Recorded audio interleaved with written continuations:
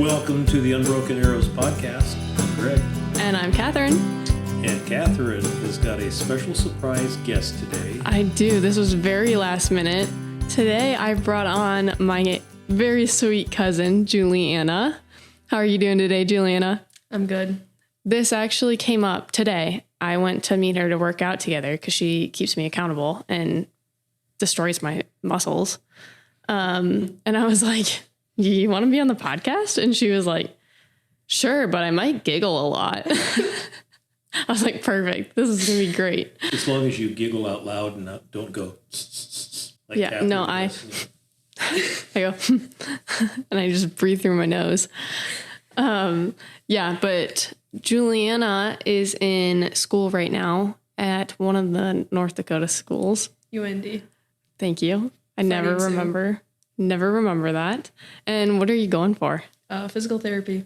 And you've always been kind of into that. Even in high school, you were, what do they call it? Athletic trainer. Thank you. Mm-hmm. And you played volleyball, you danced, you also did powerlifting too. I would say she's a power lifter, discus, all the things. But I honestly, until this, like when I said it, I totally forgot you did Irish dance. Yes. For a long time. From 2nd until 6th grade. She's pretty good too. Is that the clogs and stuff or claws? Clogs. Yeah. It is? Okay. Yeah. And there's two different kinds, right? Yeah, there's the soft shoes and the hard shoes. And you did both? Both. I thought so. I used to travel on occasion with Julianna. When we went to Colorado and my mom fell down the hill and we were both like scared to death. Didn't I get sick that trip too? I'm pretty sure I got sick. I don't know about that one. Huh. I don't know. We got to do some fun trips together though because of that. But going back to your PT, this is your second year or first year? I just finished my first year. But you are going to graduate early. Yes. Planning on graduating next May. Next May? Yeah. I'm applying for PT school in December. Goodness. Well, both crazy. of you took about as many classes as you could in high school, right? For dual credit and those kinds of things. So, yeah. So this day and age, that's fine. That's good very thing. True. Mm-hmm. How has that been going for you? You're still liking it? Great. I love it. Grand Forks is awesome. Well, I went to Fargo a couple days ago. Friday. Mediocre. Okay, the drive is boring. The drive is awful. Pause to talk about Julianna. I'm going to talk about myself for 2 seconds. I had to go to the bathroom so bad on the way to Fargo, and I missed the Summit exit. You have to stop in Summit. Yeah, which is like the last decent gas station. But then they have a what is it called? A rest area. And I missed that one too because I didn't see it. And then after that, there's nothing for like an hour and a half. And I was like, I am going to pee my pants. I didn't, but it was close. And then the gas station I finally found in Fargo was so full that I couldn't even park anywhere. It was awful. I was like, God is laughing at me right now. He's like, suck it up. I'm glad you shared that story. Yeah, me too. I'm just letting you know. Fun fact about Julianna is that she also works at Shields. It's kind of a family business. Yeah, mm-hmm. Pretty much. Julianna got her job because she was related to me. We'll see. No, she got her job because she's super hardworking and is a people pleaser, which so am I, so it's all right. On that note, obviously, Julian and I grew up together. We've had a lot of memories. As we were getting ready to record this podcast, we were just kind of throwing out some things that we could talk about. And a lot of them happened to be revolving around the family lake cabin, which is kind of ironic because the last 3 episodes have been about Greg's family lake cabin. So, I mean, we've been going up there since we were born. Yeah. Mom. When's the first time I went to the Ponset Lake Cabin? Like, how old was I? That's what they were talking about on Greg's podcast. Well, you were born in December. True. I'm guessing we probably went up in May. So you were probably 6 months old. Trey's got me beat. I forgot I was born in December. That's obviously not the time to go to the lake cabin. Did you listen to that podcast? No. No. Yeah, they were arguing over who was like the youngest kid to go up. Yep. Trey was They also have kept track of like who was conceived at their lake cabins, and we've never done that. So. Yeah, well, we know where I was conceived, and it definitely wasn't the lake cabin, so we don't need to go into that story. If I could have a picture of Julianna's face right now. Julianna's like, why do you know that? Or what are you Why were talking you about? keeping track of that is my question. What? The cabin babies? Yeah. It's not a situation that we really were. They weren't track like of that. marking It was- calendars. Yeah, it was just Okay. like, okay, this child was born in, whatever month. It's like, hey, that's about 9 months ago you were at the cabin. Oh, yes, we were. Okay, so, yeah, that's. But yeah, Trey went up when, what did I say, a month. Was it a month? Born in June, and we were up in July and celebrating Alex's birthday, and that's like July 16th, so a little over a month. Crazy. No, one of the first stories that we thought of, though, when we were talking about going to the lake cabin together was just being tortured on the tube. Yeah. That was brutal sometimes. Yep. Do you remember when I lost my swim bottoms? Yeah. I feel like that happened multiple times. No, I only ever like truly lost them once. They like fell off, but I was able to find them and put them back on. But when you hit the water hard enough and or like a skipping rock across the water, that'll happen. Well, I don't know if I should share this or not, but do you recall, was it last summer when I was on the tube with You and piss Mackenzie? yourself? No, you had to pull my. I do. I pulled. my trunk. All three of us were on the tube. I would say I think it was us, and you were started like, "I'm praying. losing my pants." I was like, "We don't want to see this." Hike them up. Thank you. Yep, Yep. you helped me out, saved my dignity. That's funny. I forgot about that. The other one was with my dad. We were over Easter. We were there over Easter one year, which is the earliest I think I had been there in a long time, other than like ice fishing up there. And there was still ice on the water. And he was like, "Oh, I bet you guys won't go jump in the water." And Julie and I were like, "No, like, why would we do that?" He's like, "I'll give you $50. Yeah, we'll do that. So we both jumped in, and my dad jumped in, and he refused to believe us that we actually went all the way under. We were covered head to toe in water. It was we were freezing. I felt it. I know I was covered because I could feel it. And my hair was wet. Yeah. We never got our money. No, he was like, "You guys didn't go all the way under." Like, I need video footage. He just wanted somebody to do that with. Yeah, I think he just tricked us because he wanted to do it. Mm-hmm. There's a picture out there somewhere of us like shaking. It was cold. Yeah, and we didn't even bring towels. No. Not our brightest moment at all. What other stories do you remember from the cabin? We melted the four-wheeler. Oh, yeah. Yes, we did. That was not our fault. The parking brake was on. We were not Who told about puts it. the parking brake on? I do all the time. You say that every time you get into a car after I've driven it. Yeah, Greg puts the parking brake on. But on my car, it tells me that the parking brake is on. Also, I didn't even know that the four-wheeler had a parking brake. yeah, neither did I. I don't even know how old we were, but no one told us the parking brake was on. We were It's never under been- driving age. We were probably 12. Probably. I was 12, you were 11-ish. Yeah. There But it's was never the been problem. on. And so we started driving, and I was like, wow, this is really hot. My legs are burning. Get back, and the plastics just melted. And we get yelled at because we melted it, but we didn't know. Yeah, but it was like in the driveway too. Yeah. I think it was AJ too. I think AJ turned the parking brake on while it was sitting perfectly horizontal, level, Yeah. same thing, in the driveway. I have no idea where the parking brake was to this day. It was on the left side. Was it like a lever? It was a lever. Huh. Yeah. Beats me. But I've gotten really good at making sure that the parking brake is off because, like Greg said, he turns it on all the time.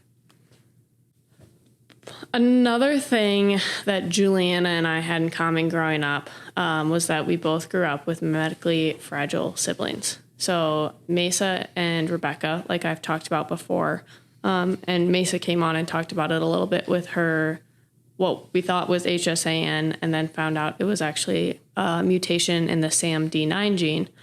Julianna's brother, JP, had the same thing. So when they were younger and going through, again, what they thought was HSAN, there's a lot of times that Julian and I could really relate to each other because we were going through the same thing, which like no other kids were going through.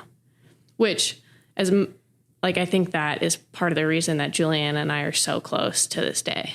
Right. We spent a lot of time together. Mm-hmm. And we knew, Julianna would talk about being in the hospital with her brother, and I'd talk about being in the hospital with Rebecca. We knew that hospital in and out. We knew what you could eat at the hospital, what was good, what was gross. We knew where the cafeteria was. We knew the nurses. We knew who would give us ice cream. Yeah. And then there's also, obviously the fear of, losing your sibling, going through that together. And Julianna's brother, JP, my cousin, passed away in 2012. No, I was going to say 11. 2013. It's been 11 years. He was going to turn 13. 2013. He's going to... Yeah, yes. Yeah. Yep, you're right. 2013, which was 3 years before Rebecca passed away. So Julianna had to kind of go through it all before I even had to go through it, which... Okay, this is going to sound awful, but you have to understand what I'm saying. On my side of it, I had someone there for me then that knew how I felt and went through it. So for me, it was kind of a blessing almost. Yeah. But for Julianna, as what were you, 10, 8, 7, 8? Almost 8. 8. She had to figure that out, not by herself. Obviously she had her family. But would you agree? Yeah. I mean, it was hard, but my parents were there. My brother was there. I remember you would take me away, and we went to go find my classroom when we were in school. And then I got in trouble because I tried taking my homework and my teacher found me. I remember that. And she was like, I got to grab my books.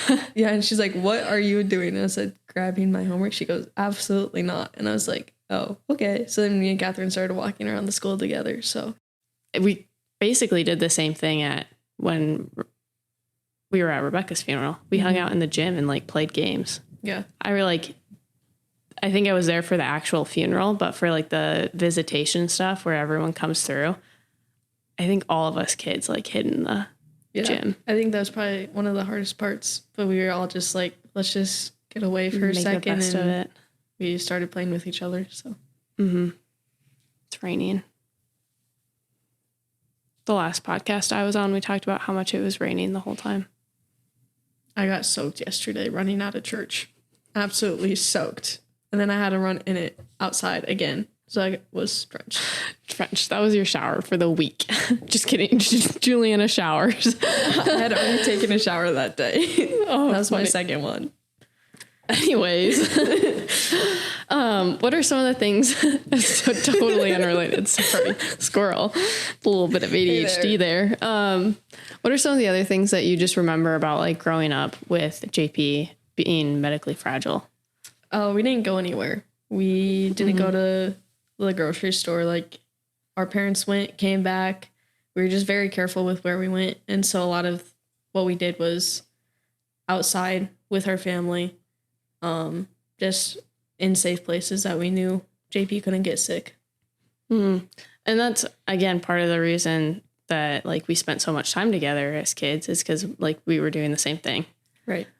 You got home from school, you showered immediately. I remember stripping down to our underwear in the mudroom before you even walked in after school, which most people would be like, that's crazy. Why would you ever do that? I'm like, well, there's germs. Duh. So again, JP and Rebecca and Mesa growing up, we thought they had HSAN. Within the last year, we found out it was something completely different. How has that information affected you? Has it affected you? Have you thought about it at all? Oh yeah, definitely. I think it's just weird because we grew up thinking it was one thing, and now I'm at an age where I can actually understand it, and I'm like, what? You're telling me it's a completely different thing? And it's something that we have to think about going into our futures too. Mm-hmm. So I think it's just hard to understand, but at the same time, we just keep living life. Mm-hmm. There's not, like at this point, there's not a lot you can do about it anymore. So it's like you have this information and it's just there. Pretty much. I think you can hear the rain. And you're doing a good job of doing things that you told Julianna not to do. And she's my not hand doing. talk with my hands. I know you guys can't see it, but I'm motioning. Yeah, and elbows. I think you should start like video recording and do like a YouTube.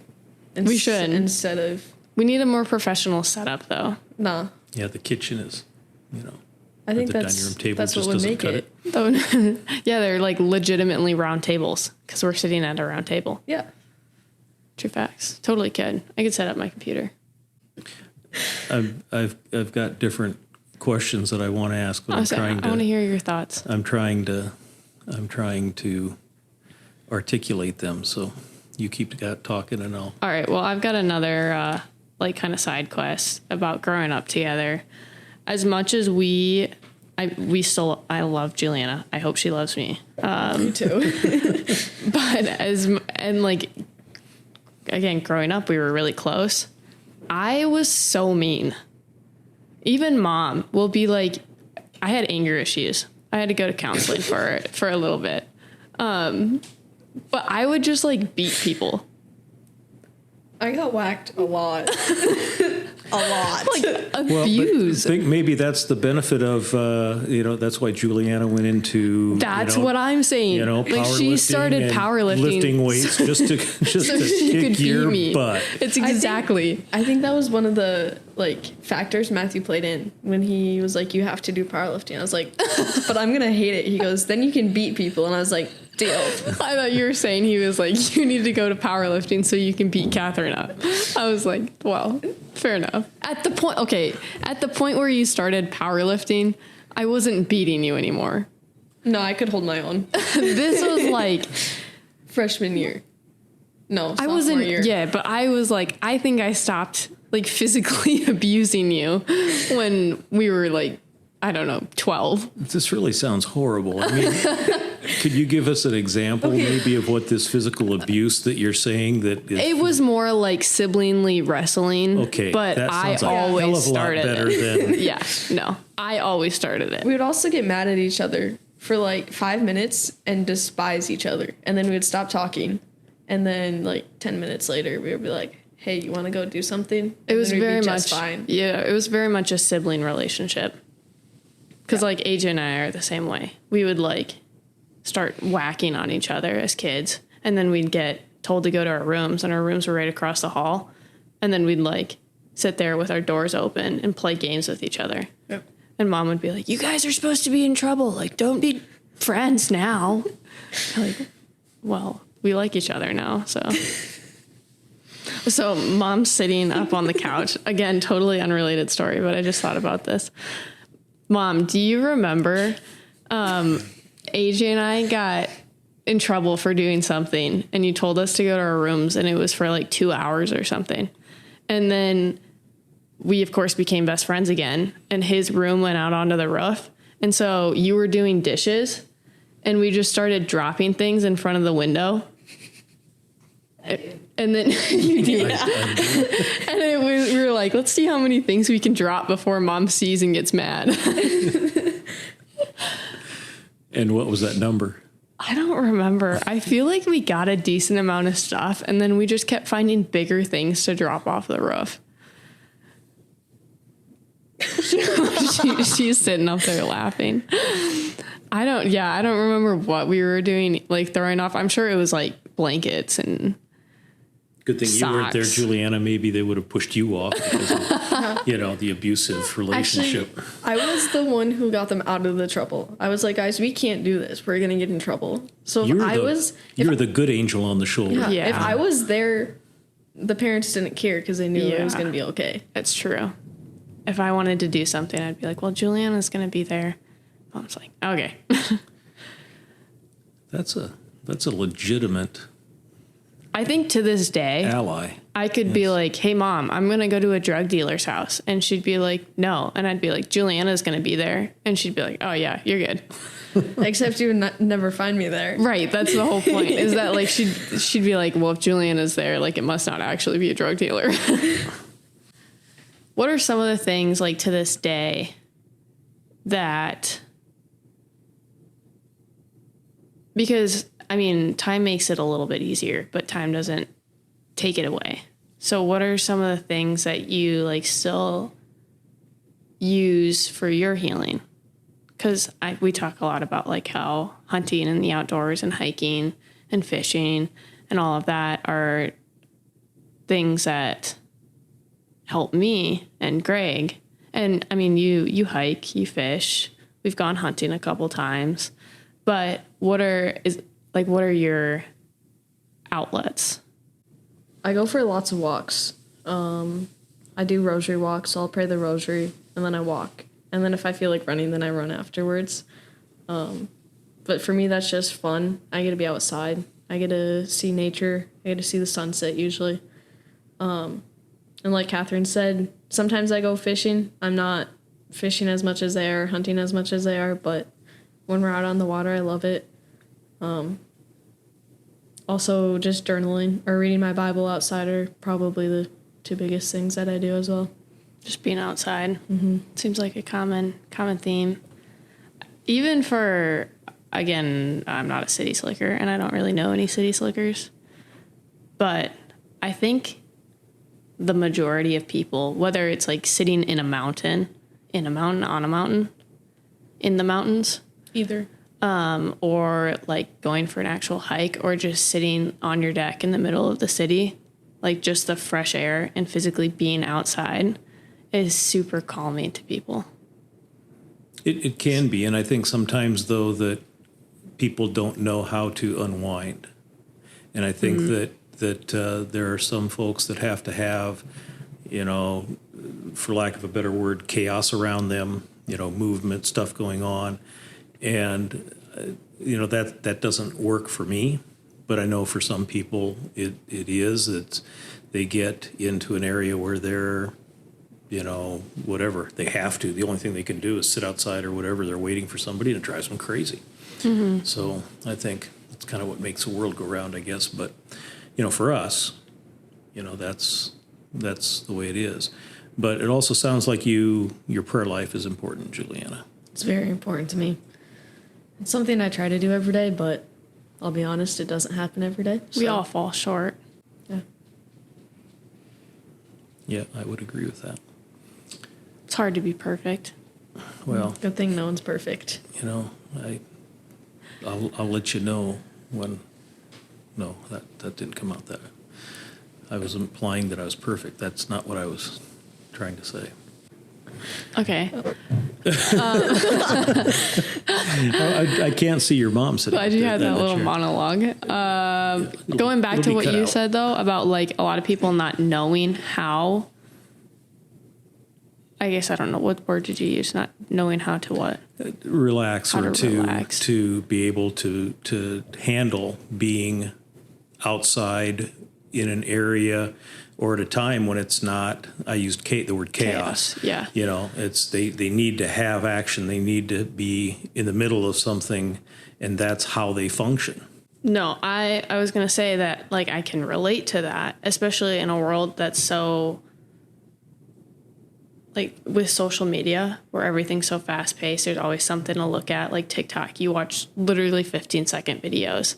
Like everyone's attention span is so short that I think if you were to be like, all right, Catherine, just go like sit with nothing. Like, I think I'd be like going crazy too. But like for me, like, I'm going to go sit in the mountains. Sweet. I'm going to have my binos, though. I'm going to be looking around at deer. I'm going to be trying to figure out if there's elk. I'm going to be moving. Like, I have to walk. I'm going to get bored of this one spot after 10 minutes. I'm going to go somewhere else. Like, I don't know if I could just sit. Oh, I could. I would hike up that mountain, sit up top of there for like 2 hours, and then hike back down. Yeah, I would like have to have my binos. I'd have to have a spotting scope. That's interesting, really, when you stop and think I'd about have to have a journal. Yeah. I mean, this is kind of opening up a whole different type of discussion that might be a topic in the future because, you know, even as you say, when you're out in the outdoors, you're doing something, but you also fall asleep a lot. That's true. If I'm not doing something, I'm probably taking a nap. Right. So, but I think that that's probably true as well. You need to have a little bit of something, maybe or a focus, like maybe you're listening for birds, or maybe as you say, you're trying to scout and find elk or deer or something like that. But my guess is even you just say that, oh no, I could sit out there. But my guess is that there's something out there that you would focus on. You wouldn't just go into kind of like a Zen, like meditation mode, but I mean, I would look around, but like even if you have a journal, I feel like that's also part of unwinding or relaxing. But you're not focused on a million different things. It's just being outside. There's this, going back to TikTok, because I am chronically on TikTok and I need to be better about that. There's this, like, someone was talking about, like, this is what the world sounds like. And there's all like this, it's like chaos noise. And then they're like, but then this is what it sounds like when I'm fishing. And it's just like a piano or something in the background. And I'm like, even though I'm like super busy doing all these things, I'm tying lures, I'm catching fish, I'm trying to figure out where the best spot is to cast, I'm trying to beat Nate and catch a bigger fish. Like, there's like only 2 thoughts in my mind. Like, even though I'm doing all this busy stuff, like my mind isn't busy. Well, I think we do get acclimated or accustomed to all of those different distractions. It's like, I was telling your little sister Teresa about this as she's learning how to drive, and so terrifying. Well, she's a way better driver than I was at her age. So the stories would confirm. I almost killed Julianna one time. The first time. Yeah, I was scared to death. I was too. Anyway, sorry. Continue. But anyway, they say, and I have never ever, I guess, stopped to try to prove it, but they say something like within 2 or 3 city blocks of just normal city driving, there's like 500 things, distractions, things that you need to be, people walking on the street, other cars go, stoplight, walk, don't walk, all the different things out there. And I think we just get acclimated to having all those things thrown at us professionally. At work, when whether I was teaching or in administration, from the time I got to work to the time I got off, it was, snap, snap, snap. Everything was going. So when I got home from work and would sit out on the back deck, literally, that's what I would do, sit, and then I'd hear the wind or I'd hear birds or whatever the case is. But I think some people can't.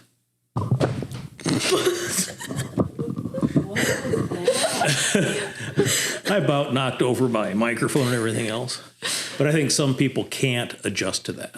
Yeah. I think that's maybe where, higher levels of stress come in and things like that, where people can't they just continue decompress. Yeah. So it's also super impressive, like how much our brains can actually take in all at once.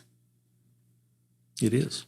Like, that's just a crazy thought in it of itself. And they also say that, our brain functions, or the process of our brain is just a fraction of what it potentially could be doing. Yeah. So it's like the moms that'll lift cars off their kids after car accidents. Mm-hmm. It's like they couldn't have done that yesterday if you asked them to. Or if there wasn't anything there. But how crazy capable our minds and bodies are. Mm-hmm. Crazy. Speaking of decompressing and Stephanie, if you want to come down and maybe join in on this, but a couple of days ago, I I just had a thought that we'll have to go Circle ahead. back to? Yep. Okay. You're going to forget it, or are you going to I'm going to type it up so I don't forget it. But a few podcasts, well, I shouldn't say a few podcasts ago. In a previous podcast, we were talking with, just come Yeah, over. so you can join me. Come, yeah, that's fine. Or your Pull up a husband. chair. If you want to sit next to your husband. Figured she'd pick her husband over her own child. That's fine. I'm just going to move over here. You're right in the middle. You got to pick one or the other. Pick. Choose. Oh, yeah. She chose me. Loser. Yeah. You typed it out then, right? My thought? Yeah. Yeah, totally unrelated to this. Okay, well, that's fine. Anyway, in a previous podcast, we were discussing, I do believe it was with Doug Duran, actually, and he was talking about different types of things that had happened after his brother had passed away. And, you just don't know. And I shared a story about the first time that I went to visit Holly's Great. Plot. Interment, cremains at the cemetery. The first time I went to visit the cemetery where Holly's cremains are. Cremains? Is that what it's called? You could say ashes too, but Yeah. But anyway. Sorry. that's okay. But, I was getting ready to leave and there was a cardinal in the tree. Well, the second time I didn't see cardinals right away. I saw turkeys, so I didn't know quite how to interpret that. But I was there last week and just about ready to leave and think, I didn't see a cardinal or hear a cardinal or anything. And lo and behold, the cardinal flew in, landed on a tree, and I took a video of it, and this thing just started calling for an extended period of time. Well, the other day, Stephanie and I were in the backyard, and we're playing cribbage, relaxing, enjoying nature. And I remembered this video that I took, so I played it for her, and this cardinal, going through its whole rigmarole. All of a sudden, here comes a male cardinal. Lands 4 feet from us.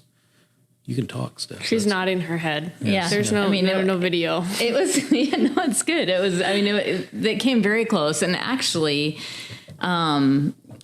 it was a male, initially one male, and then throughout 4 hours, we saw at least 2 males and at least another female. Mm-hmm. And literally every time Greg played the video, it would move. It would be up on the fence, and then it would come over to a bench that's close to where we were. And it was just going back and forth and back and forth. And it was as close as 3 feet from us at some points. Right. And that's kind of the thing, that observing nature when you get opportunities like that. And then last night I played the sound from the video again, and here it came. Mm-hmm. It just, I remember that. Yeah. I was there. Yeah. All the kids were there, and I have just never experienced, cardinals I've heard before, cardinals show up as, a sign of your past loved ones or, whatever. And they've always kind of been something that's just really cool, but kind of out there. Oh my gosh, look at that cardinal. We were so close for so long, and it was like they were trying to communicate with us or something. Right. And I was whistling, to pretend like I was sounding like a cardinal, and then. Which she did a great job of trying to do that. That was a backhanded compliment. Yeah, they were communicating with me because they would get closer and then they'd sing back and then whatever. But then Greg kept telling me that I was not doing it right. And I was like, well, it's working. So I'm just going to go with it. We have cardinals in our backyard, and all of a sudden we'll hear whistling. My dad's out on the deck and he's whistling, and then all of a sudden they come in and we're like, hey, look at the cardinals. See, it must be a genetic thing, because your father is my brother. So, we must be cardinal whispers. We're cardinal whisperers. I will be the judge of that, Jason. I will want to hear your cardinal call, because No. Do you have any like kind of stories like that you were like, oh, I think this is JP? Whenever we see a hawk, because after he passed away, one of our like family friends, when she got told there was a hawk that was flying over, so every time we So like, that's a hawk. yeah, pray or just do something that asks for a sign or something, there's always a hawk. I remember, I mean, I think I've had a couple, especially, again, it might be like, oh, that was just a crazy coincidence type things. But this one, I'm like 98% sure it wasn't a coincidence, because it was Dad and I, and then his cousin and his, I don't know how to, it was Doug and Jessica, I think, were with us. And we were fishing at the family cabin, and I was like the only one catching fish. Of course, it was just bobber fishing, and I'd throw it out and I'd go, all right, Rebecca, 1, 2, 3, hook set, boom. Like constant. Like I did this for like 30 minutes and everyone was like, we're using the exact same thing. Like, why are you the only one catching fish? So then I ended up telling Jessica, and I was like, all right, you just have to try it. Like, just hear me out, try it. We start catching fish. They're catching one here and there, all of that. So then I tell Dad. Dad starts doing it. Starts catching fish, like back to back. Like it was, you would literally toss it out and you'd go, all right, Rebecca, 1, 2, 3. And your bobber would sink and you'd catch a fish. And finally, Doug, at this point, we're just messing with Doug because he's caught like maybe 5 fish and the rest of us are at like 30. And he's like, come on, guys, you got to tell me what you're doing. Like, we're using the same thing. And eventually we ended up telling him, and we caught our limit. No, I think it's important to hold on to those because, like, it's just a reminder that they're not as far away as they feel like they are. I think that one of the things that, and we've talked about this before in previous podcasts about storytelling, you know, to be able to tell the stories. And, you know, bottom line is, you know, I tell stories, you tell stories, everyone tells stories. And we've probably told the same story 10, 15,000 times, you know. And it's just a way to keep the memory of those loved ones alive. But we also talk about, you know, making new memories as well, you know, and kind of threading them all together. So my question. We're finally getting the question. I still don't have it. I think you should just like try and just say start to articulate. Start to articulate. Articulate. Well, I'll tell my little aha moment. Yeah, do your aha and then. I think in a podcast previously, I actually might have edited it out because I was so embarrassed. I don't remember. We talked about how Mom and Nate finally beat Greg and I in euchre. Again, it might have gotten edited out. But I think that was because it was woven in with another conversation that I like couldn't keep the right parts. I'm pretty sure it was in there. Was it in there? I think it was because I was so embarrassed. I can't believe we lost. Yeah. Anyways, last night, Greg and I took our reign. We beat them 2-0. So basically, we're back on the game. And we were behind in both of those. Like, we started. It was like 6-1. Or, yeah. So comeback season. yeah. So we are the reigning household champions again of euchre. They've beat us once, and they'll probably just hold on to that and nurse it for the rest of their lives. But that's fine. Well, you play a much better game of euchre when you're not. When it's not 10 o'clock at night. And crabby. I wasn't crabby last night. No, the night we lost, you were. It's like, I just want to go to bed. I was crabby that night. That was the reason why you lost. That was in the podcast. It was. Yes. Okay. Okay. I did leave it in there. That is the reason I lost, because it was like freaking 11 o'clock at night. And I was so tired. I'm not a night person. I'm not a morning person either. I need like 14 hours of sleep. Yes, you do. I'm a day person. I'm a middle of the afternoon person. Hey, one of the things that Julianna and I have had a little bit of success with partners in throwing cornhole bags. Yeah. I don't recall this. Oh yeah, it's been a couple summers ago. Yeah. It's been a while. 4th of July. Yeah, we've never ever had the opportunity to pair up and I actually play haven't again. played in a while. But I did play in a rec league up at school, and we almost won the championship. We played when we But I almost lost. got killed by the tornado at the lake Yeah. this year. And me and Matthew beat you and Nate in every single game, and I would like to say that we won 21-0 in the last game. Did you? I don't remember that. I must have blocked that out from my memory. But Greg and I are also pretty good, so. Yeah. Yeah, Nate and I, we have realized that we have played non-regulation. We usually play... It's not 24 feet? No, regulation's 21 feet. Yeah? 24. 27 feet. No, it's 27 feet. Yeah. And we usually play 24 feet or 25-ish. And that extra, like, 2 or 3 feet. Makes a difference. That's why you gotta go to the gym. Yeah. That's why I'm working on my fitness.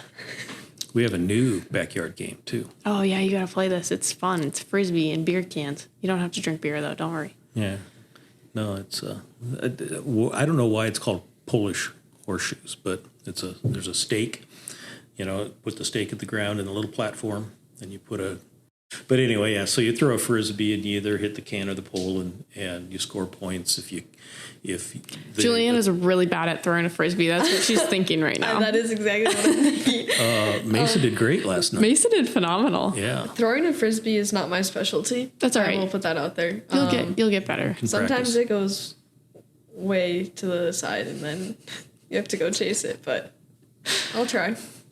We'll get Coda just to help us out Yeah. to Yeah, you might retrieve want your her Frisbee. Retriever. She'll just catch him out of the air, though. That'd be the problem.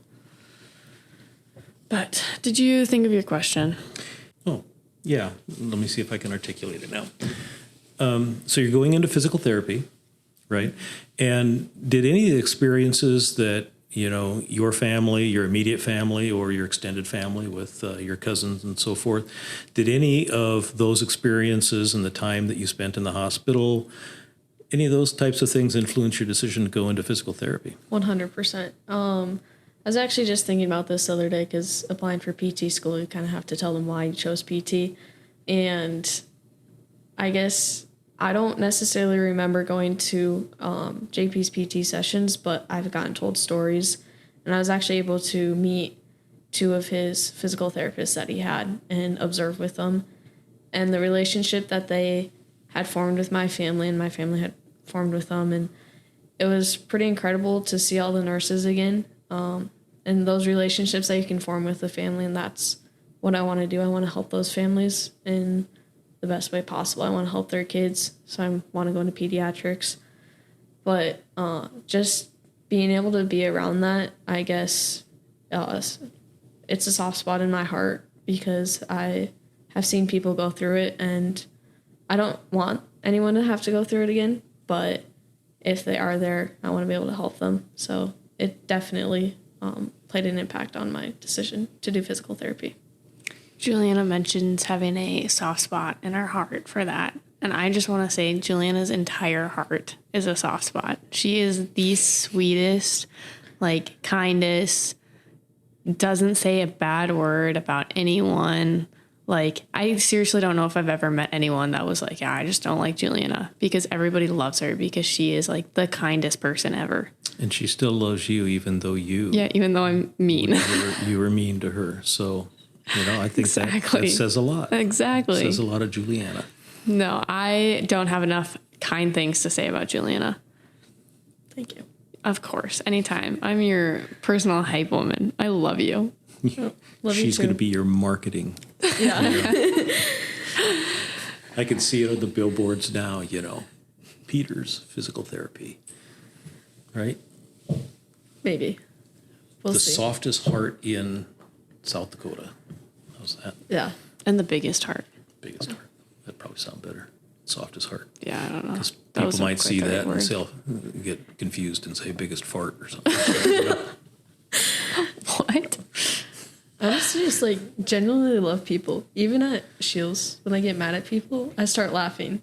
And then they get mad at me because I'm laughing during a serious situation, which is kind of funny because that's just one of my coping mechanisms. But the old people too. I went to a nursing home, absolutely love them. People think they're mean. Oh, they're just the sweetest people ever. That's as a teacher of science and As an old person. now, as a teacher of science and teaching biology and anatomy and physiology and these particular. Sorry, I thought that was really funny. It was so funny we forgot to laugh. Yeah, see, the kindest person at the table and me we're trying to go on and be serious, and I'm still laughing about you're my still joke. laughing about your making fun of Greg being old joke. Okay, Sorry, anyways, I'm Greg, done. I'm done. Remind me what I was saying.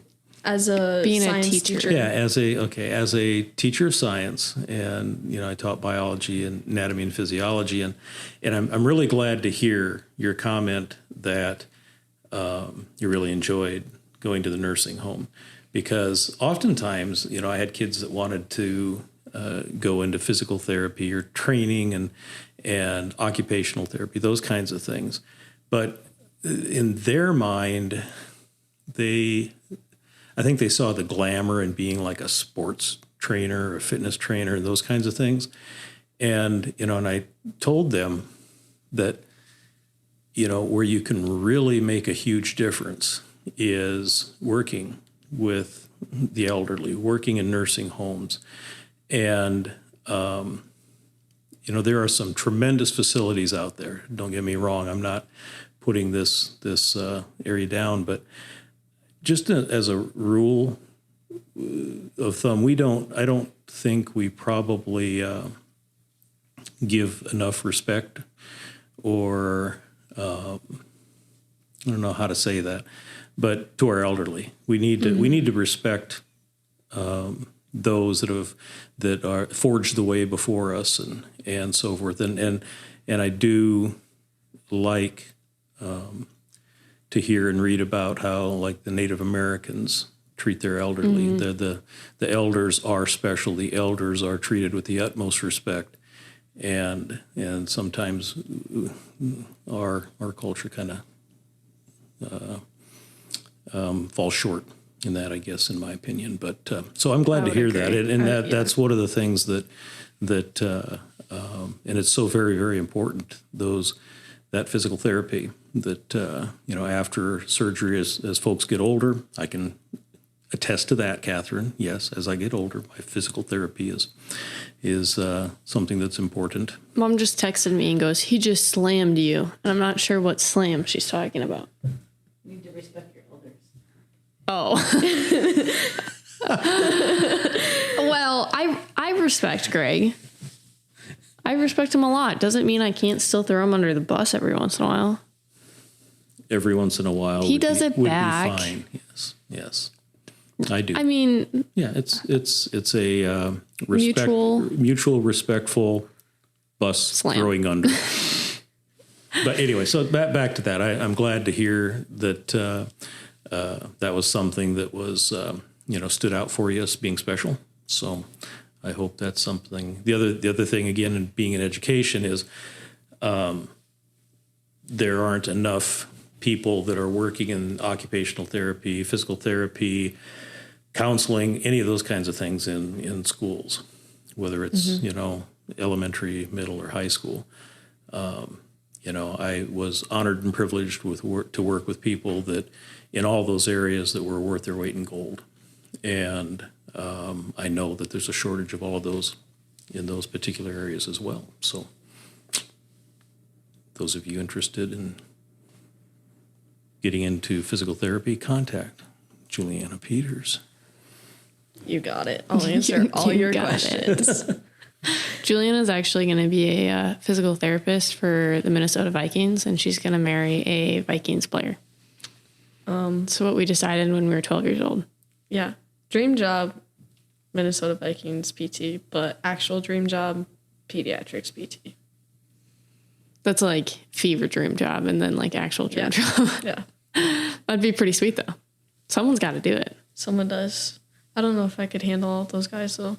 Dude, don't even. You handle all of the OG football guys. It's basically the same thing. I actually think that high school guys might have been worse than NFL guys. They probably are. As we kind of wrap it up, I do have one more question. And if you don't want to answer it, just say it and we'll delete it. But if you could tell, I'm going to restart that. Okay. I've got one more question for you as we kind of wrap it up. If you could tell, whether it's like your old self, like your past self, while you were going through everything that you have been through, or someone that's going through something similar, like one thing what would you tell them? That's tough. So I got 2 things. Okay, 2 things. One is don't lose your faith. If you have it, great. If you don't, go talk to God because he's awesome. And 2, find something you enjoy so that you can have that outlet and just be able to relax even in the hard times.